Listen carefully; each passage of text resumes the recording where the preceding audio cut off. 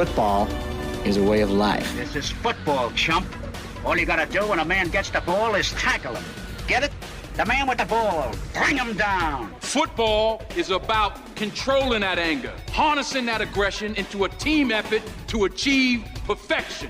You fumble the football, and I will break my foot off in your John Brown hind parts, and then you will run a mile. You block about as good as a jelly donut, you know that? People can learn a great deal from a skillfully played football game. What civilized person would play a game with the skin of an innocent pig? Dad! Let's talk about playing football. Here's Danger Dean with the BNW in the PNW. Hello and welcome to another episode of the Broncos Northwest podcast. My name is Danger Dean. Of course, you can reach out to the show if you'd like to have your opinion heard, if you'd like to rebut anything you've heard on the show. Social media is the best way to do so, at least the most immediate. Facebook, Instagram, Twitter, you'll find it at the BNW podcast across every single format there. Also, shoot me an email, broncosnorthwestpodcast@gmail.com. And of course, you can get a hold of me through phone. Just give me a call, 731-4-DANGER. That's 731, the number 4, danger. You can call or text in. You can be a guest on the show. Or if you don't like something I'm saying, if you disagree with me, that is something I will absolutely play on the show as well. Just, again, reach out. 731-4-DANGER, which it was brought to my attention that I had been actually saying it wrong, making sure that we've got it correct. 731-4-DANGER. All right, and we got to talk about this past weekend, Championship Sunday. We've got a clear picture of what the big game is going to look like. It's going to look very familiar because we've got the reigning champions, the Kansas City Chiefs, taking on a team that's not really familiar with the big game, but the quarterback is, and that's Tom Brady and the Tampa Bay Buccaneers.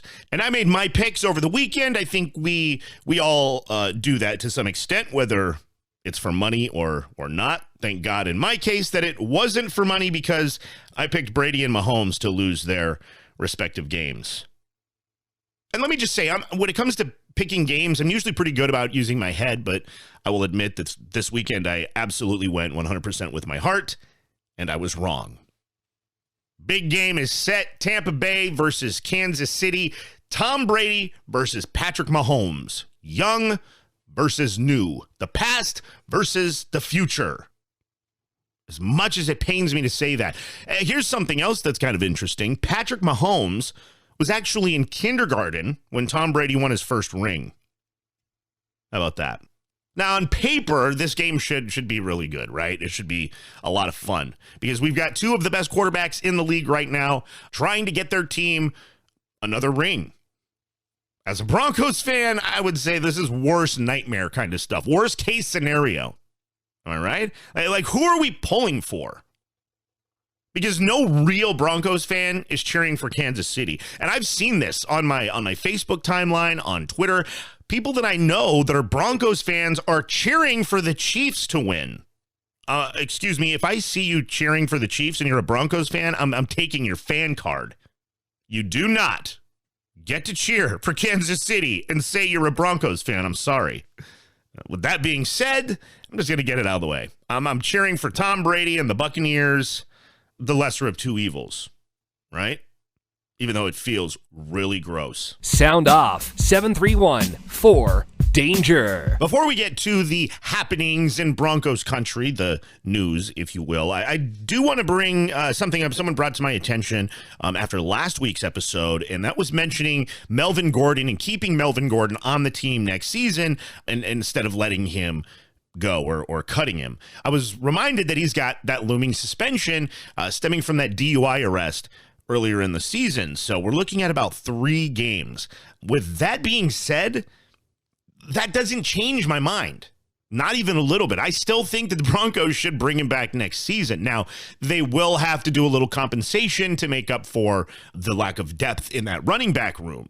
Last week, I said maybe they hold off on a running back in the draft, and that's the point where maybe I'll back up a little bit on.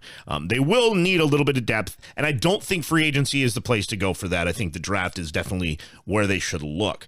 So yes, this year in the draft, grab a running back, but not like the first 2 rounds. Maybe wait till like the 3rd, the 4th, maybe the 5th round. I think you'd be able to find a serviceable running back a little bit later in the draft instead of maybe trying to find one early on. That could be the big mistake the Broncos make as far as the running back position goes. Other than that, yes, Melvin Gordon stays on the team. We keep him for his 2nd year and just see where this team could go with another year under this offense, whatever that may look like. And speaking of the offense, Matthew Stafford has been in the news. Obviously, things aren't going well for him in Detroit. And could he potentially be on the Broncos' radar? Well, Peter King actually wrote about this very thing last week. He said, I doubt the new GM, George Paton, who has watched Stafford closely for 12 years while in Minnesota, would be sold on Drew Lock. Competition needed. Compensation, 2 second-round picks, including the 39th overall this year, or Lock plus this year's second rounder. That's a much different price tag than, let's say, Deshaun Watson, who we've been talking about the last few weeks, which does bring up the point of quarterback and getting this problem handled before the season kicks off later this year. What is that quarterback room gonna look like? I went to Facebook and asked the question, Watson, Stafford, Lock, free agency, the draft. How should the Broncos approach the position before camp? Look, I know I said I wanted consistency, and I do. I think consistency is the one thing this team has been lacking the last few years. It's just constant overturn, coaches, different personnel, players. Consistency is key. But if they're going to go the free agency route, then I think they've got a better chance at landing Stafford than someone like Deshaun Watson. And I think that would be a good idea. If you're looking to bring in competition for Drew Lock and you're looking to do it without breaking the bank, Stafford may be the way to go. And especially if what Peter King is saying could actually come to fruition, a couple second rounders or even a second rounder in Drew Lock, absolutely take the leap. I think what they ultimately need to do is avoid having to go to the draft for another quarterback. I don't think that's the way to go. They've had no luck doing that. I don't know why it would suddenly change now. Like, why would all of a sudden their quarterback scouting be just that much better to where things change? I don't trust it. I don't like it. Although it'll be interesting to see what they do with that 9th pick. Do they have the option of moving up for one of these hotshot quarterbacks? I don't know. Trevor Lawrence, we already know he's off the table. He's going to the Jags. Maybe they decide to go in on Justin Fields. I don't know. I wouldn't bet on it. So to me, that leaves free agency. You get a proven veteran. If you're looking for competition, someone that can mentor Lock, or just beat him outright. Matthew Stafford might be the guy. If the price is right. And at the risk of consistency, which is what I've essentially been preaching. Did you agree with me? Kyle said the best approach, bring in Stafford to win now, give Lock time to develop and learn the game. Stafford is more easily obtained. Dream approach, I like where you're going with this. Trade next 2 years first and a couple mid-round picks for Watson. Ready-made MVP caliber quarterback for long term. Likely scenario. Keep Lock, draft mid-round quarterback, bring in veteran quarterback like Dalton or a younger vet like Trubisky to push Lock. Yuck. I really hope they don't go that route. That reminds me of Mark Sanchez. If they were to go the Andy Dalton route or Mitch Trubisky, I think that would make me cringe just as much as them saying Mark Sanchez is the guy. I really hope you're wrong there, Kyle. Paul says a 1 and a 2 the next 2 seasons, a couple 4, 5, and 6s along with Lock and Vaughn. Yes, I said it for Watson. I love Vaughn, but I'm hearing the approaching train of age with him, and the money freed up will help us with Watson. Vaughn would love to play with J.J. Watt, so I think he'd be open to it, especially since he's from Texas. That is a lot to invest on Deshaun Watson, I think. A 1 and a 2, next 2 seasons, a couple 4, 5, and 6s, along with Lock and Vaughn. You're really trading the farm for Deshaun Watson there. I think that might be a little bit steep there, Paul. Zach said, I'd love to see Stafford in Denver. No chance we get Watson. He'll be too expensive to trade for, which I think is the resounding answer that we're getting the more we look into the possibility of having a Deshaun Watson in Denver. Greg said, why stop there? Heard Rodgers say he didn't know what his future holds. Maybe Denver should go after Aaron. And I see what you're doing there, Greg. I see what you're saying. And yes, if Rodgers is a viable possibility, then yes, you absolutely look into what it would take to get Aaron Rodgers on the team. However, I think what Rodgers was doing and where he was speaking from was more of a place of, how do I put this nicely? A sore loss. I don't think he's going anywhere in the offseason. I think he'll be back as a Green Bay Packer. But as far as the quarterback situation goes, yes, I think if there's a rock that can be unturned when it comes to a veteran or the draft or free agency or however it may be, then that is something you should absolutely invest your time in. Gentlemen, thank you so much for your responses. And speaking of that quarterback free agency list, it is a long one. Adam Schefter reporting roughly 10 quarterbacks are actually locked into starting jobs opening day of the 2021 NFL season. Only 10. You're going to see guys like Andy Dalton, Tyrod Taylor, Jacoby Brissett, Dak Prescott, Sam Darnold, Carson Wentz, Jared Goff, Jimmy Garoppolo, Cam Newton, Teddy Bridgewater, Jameis Winston. There are names after names after names on that quarterback free agency list. So where we are actually sitting here talking about Deshaun Watson, we're sitting here talking about Matthew Stafford. That list is much bigger, potentially much bigger than just those two names that we're throwing around. Maybe these two names are the most likely. Is there a name on this list that we aren't talking about that should be considered a more serious contender? Cam Newton? Wouldn't that be weird if Cam Newton ended up a Denver Bronco? I'm not saying I want that to happen. I'm just saying, how weird would that be, right? Especially if Vaughn stays on the team. Could make for interesting practice. At least for Vaughn. George Paton himself actually spoke out on the quarterback position. Recently, he said in an interview that he believes that Drew Lock can develop into a decent quarterback. However, he wouldn't outright commit to him.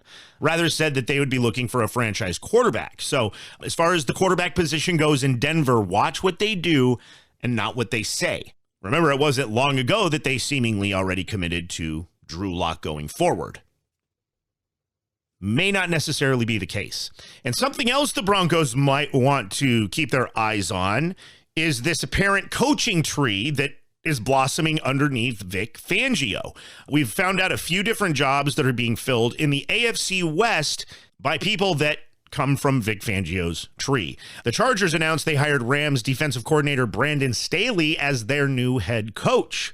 Brandon Staley once working under Vic Fangio. The Chargers also announced they chose Broncos defensive backs coach Ronaldo Hill as their new defensive coordinator. So, I mean, they're taking people from Vic's tree. They're plucking people from the Broncos. Staley and Hill actually worked together for the Broncos back in 2019. So you can kind of see what Los Angeles is trying to do there. I feel like this is something that we should be a little bit worried about because they've got two guys in there that know how Vic Fangio thinks and how he works and how he runs. And in order to stop that defense, this might be the right recipe to do so. Again, worth keeping our eye on. Although I would like to say, hey, Chargers, stay off our Kool-Aid. If you happen to see Tim Tebow, can you ask him to unblock Danger Dean on Twitter? Tell him he didn't mean it, and he'll never say it again. It's the Broncos Northwest Podcast. Last week, I asked you about the new general manager, George Paton. I said, now that the Broncos have their GM in place, do you think this will help add to the allure of playing in Denver for potential free agents? Or do you think John Elway stepping down will have a negative impact? Some of your comments, Kyle said, honestly, the free agency allure at this point will be entirely up to the coach to establish. Players need to want to play for him. The rest settles it out. We aren't exactly winning a ton of games lately, and that feeds into guys who want to win a championship like the years with Manning at quarterback. Very good point. If you're not in a position to win, what is the actual allure? Is it the coach? Is it the GM? Is it the players? Is it the potential young core that they have? If you remember when Peyton was brought to Denver, the team itself wasn't doing very good at all. They had just come off a playoff appearance, but that was the Tim Tebow year. That was the miracles happen every game year. That's not something that is viable. That's not something that's going to hold water. So at that point, when Paton was brought in, the most alluring piece to the whole puzzle was John Elway himself. Manning's also credited Elway as being one of the biggest reasons he chose Denver over Tennessee, if you remember when all of that went down. So where the team doesn't look that great right now, as far as their record goes, I think there's a lot of potential there. And I do think someone like Elway being in his position does have that kind of influence on these players. The fact that he'll still be in the mix, that might be enough. Terry said, just my opinion, but it seems like free agents want one of two things. One, chasing the money. Two, chasing the ring, much like Kyle was saying there. We don't tend to shell out big free agent money, and when we do, it seems we are snake bit with them riding the pine with some kind of injury. And yeah, we've seen that a whole bunch. Jarrell Casey, we saw it this year. We saw it with Juwan James a couple seasons back. Their luck isn't that great. Terry goes on to say, we are a ways away from the Super Bowl. Hopefully Paton brings some better decisions and direction. We will see. And I go back to what he could potentially bring to that free agency allure, and more importantly, what he can bring to the draft and selecting future players for the team. Travis chimed in. He said, Elway is still there to sweet talk and relate to potential free agents and awestruck draft prospects, and we have added another proven front office asset. Not sure how it could be looked at as a negative. Where I did respond to Travis. I said, do you think this is a big enough improvement to add enough intrigue for some of the bigger upcoming names, or do you think we should expect much of the same results? He goes on to say, I think if we keep the pieces in place, then we're going to be more attractive than most might believe. If we end up sending Vaughn somewhere and not re-signing our defense, then we're in trouble. As far as free agents, if we don't take care of Vaughn, why would they want to come? Unless, of course, this investigation proves something much more horrific than I think Vaughn is capable of. So what Travis is saying, that it's not just the front office that's going to be intriguing and alluring to free agents, but it's also going to be players like Vaughn, proven leaders, proven players, MVP caliber teammates. Now, I think ownership does have a lot to do with adding to a culture of winning or a culture of losing, as we've seen throughout the league. The Washington football team is one that I can think of off the top of my head. Their ownership situation, a mess. So it would be wise to avoid any further setbacks such as that. And just what we have learned about George Paton in the last few weeks. Again, last week told you I don't know much about the general manager position, what it entails, what makes a good general manager a good general manager. However, the track record that Paton has with Pro Bowlers and some of the success he's had within the draft, I really do feel like this is a step in the right direction. And for the first time in a few seasons, I actually feel a little bit of hope when it comes to that quarterback position and who will be making those decisions. All right, let's get to next week's topic. As a Broncos fan, who are you going to be cheering for in the big game? Brady and the Bucks or Mahomes and the Chiefs? I'm a little bit nervous for some of these answers, I'm not going to lie. Remember, I'm taking away your Broncos fan card. If you're a Broncos fan and you say Mahomes and the Chiefs, just remember that. Remember, you can reach out to the show, social media, Facebook, Instagram, and Twitter, all at the BNW Podcast. Shoot me an email at broncosnorthwestpodcast@gmail.com. And don't forget the phone number, much like I did, 731, that's the area code, the number 4, DANGER. 731-4-DANGER. Call or text in, we'll feature you on the show. Or if you just want to call and say hi, I'm down for that too. As always, my name is Danger Dean. Thank you so much for joining the BNW Podcast. Until next time, bye.